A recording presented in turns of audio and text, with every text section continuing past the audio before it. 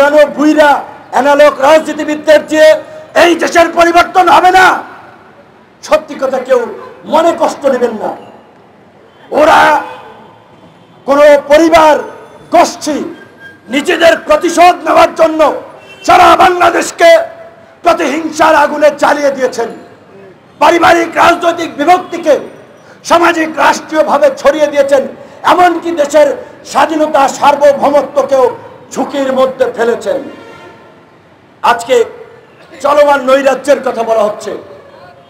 পার্বত্য চট্টগ্রামে কুকি চীন, আমি চ্যালেঞ্জ করে বলবো আমাদের রাষ্ট্রীয় গোয়েন্দা সংস্থা এই কুকি চীনকে প্যাট্রোনাইজ করেছে, পৃষ্ঠপোষকতা করেছে, অস্ত্র দিয়েছে, মাল পানি দিয়েছে, তারা তাদের কাজে ব্যবহার করেছে। এখন দুধ কলা দিয়ে পোষা সাপ এখন ঠোকর মেরেছে। বলেছে না তারা শান্তি চুক্তি শান্তি আলোচনা চালাবে তাদের সাথে। আরে কিসের কি এই কুকি চীনের সাথে আবার কিসের শান্তি আলোচনা? কে তারা?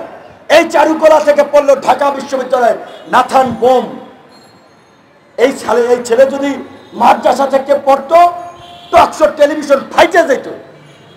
লেখালেখিতে মানে কি বলবেন, কি হয়ে যেত চিন্তা করে যদি মাদ্রাসা থেকে পড়তো। এই নাথান বোম ঢাকা বিশ্ববিদ্যালয় থেকে ছাত্র রাজনীতি করেছেন। কারা নাথান বোমদেরকে সাপোর্ট করেছে ছাত্র রাজনীতিতে থাকা অবস্থায়? কারা তাদের রাজনীতিকে জাতীয়ভাবে আন্তর্জাতিকভাবে প্রতিষ্ঠিত করছে? সেই ইনভেস্টিগেশন করতে হবে।